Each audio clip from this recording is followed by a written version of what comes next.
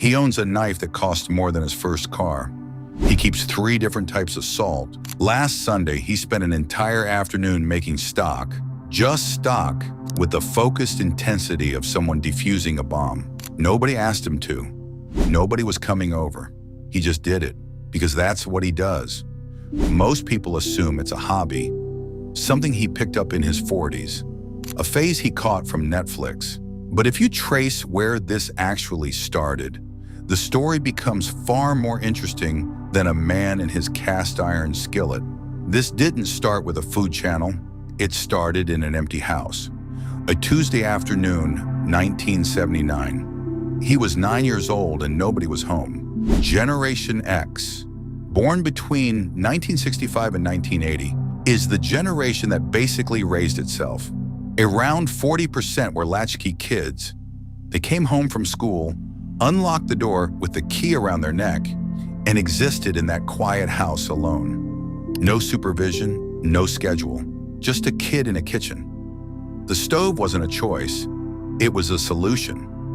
You were hungry, there was food somewhere, and you figured it out. Burned grilled cheese, canned pasta, cereal at 4 p.m., which absolutely counts as a meal if you believe in yourself. It wasn't culinary, it was survival. And what that experience quietly did was remove the psychological barrier that kept men out of kitchens for generations.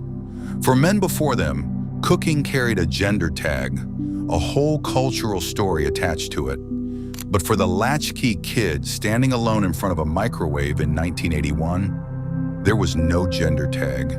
There was just dinner. Fast forward 20 years. The 1990s celebrity chef era arrives. Suddenly cooking on television looked nothing like their mother's afternoon shows. These chefs were aggressive, technical, a little dangerous.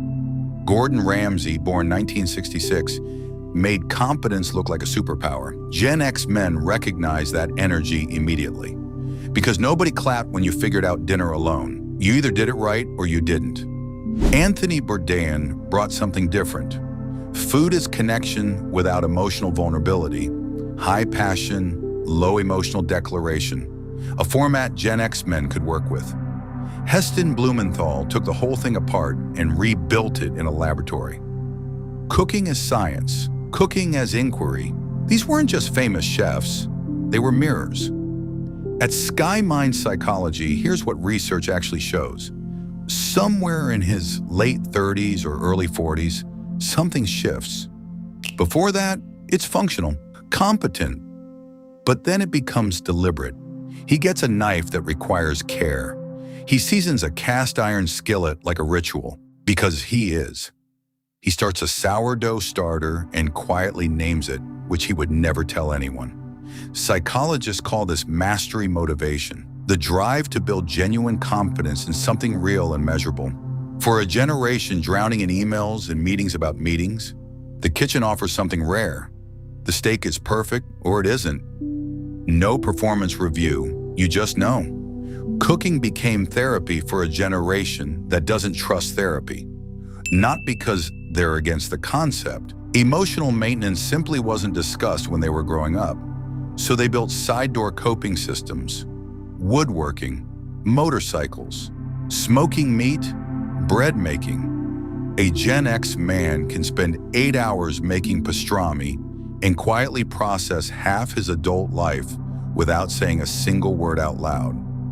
The fermentation projects these men drift toward, sourdough, kimchi, kombucha, home brewing, actually do something measurable to mental health. The lactobacillus cultures produce compounds that directly affect mood at a biological level. The man checking his sourdough starter at 11 p.m. is unknowingly running a fairly effective antidepressant program in a glass jar on his counter. He didn't know that when he started, he just found it interesting, exactly the Gen X way of stumbling into self-care. Now the barbecue, because we absolutely have to talk about the barbecue. 70% of American households own a grill. Statistically, 67% of the time, the person standing at it is a man. Often Gen X, often 3 hours deep already, 2 thermometers, strong opinions about charcoal versus gas, and a backyard smoker that looks capable of launching satellites.